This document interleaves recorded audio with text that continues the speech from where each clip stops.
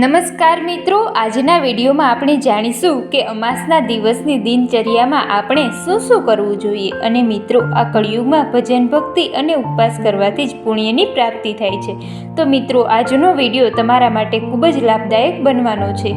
તો મિત્રો, video skip કર્યા વિના જોજો. અને જો તમે અમારી ચેનલમાં નવા હોય તો ચેનલને સબસ્ક્રાઈબ કરી બેલ આઇકન દબાવી દેજો, જેથી આવનારા બધા જ વિડીયોની જાણકારી મળતી રહે. તો મિત્રો, ચાલો જાણીએ કે અમાસના દિવસે આપણે શું શું કરવું જોઈએ. તો મિત્રો, અમાસના દિવસે દિવસની શરૂઆત સૂર્યની પૂજા સાથે કરો.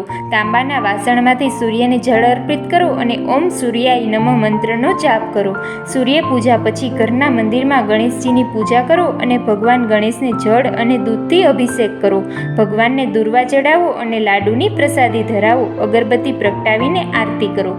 ત્યાર પછી શિવલિંગને જળ અર્પણ કરો. બીલીપત્ર, માળા, ફૂલ, ધતુરા, પવિત્ર દોરો વગેરે જેવી શુભ વસ્તુઓ અર્પણ કરો. શિવલિંગ પર ચંદનનો લેપ લગાવો અને મીઠાઈઓ અર્પણ કરો. દીવો પ્રગટાવીને ભગવાન શિવનો મંત્ર ઓમ નમઃ શિવાય મંત્રનો જાપ કરો. ત્યારબાદ ગાયના આશ્રમમાં ગાયોની દેખરેખ માટે પૈસાનું દાન કરો. ગાયોને લીલું ઘાસ ખવડાવો. ત્યાર પછી અત્યારે ઉનાળાનો સમય ચાલી રહ્યો છે, તેથી કૃપા કરીને પાણીનું દાન ખૂબ જ આવશ્યક માનવામાં આવે છે.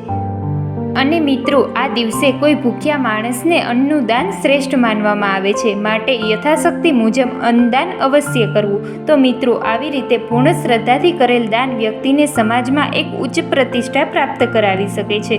તો મિત્રો, આવા જ અવનવા અને ધાર્મિક વિડીયો જોવા માટે અમારી ચેનલને સબસ્ક્રાઈબ જરૂરથી કરી લેવી. ધન્યવાદ.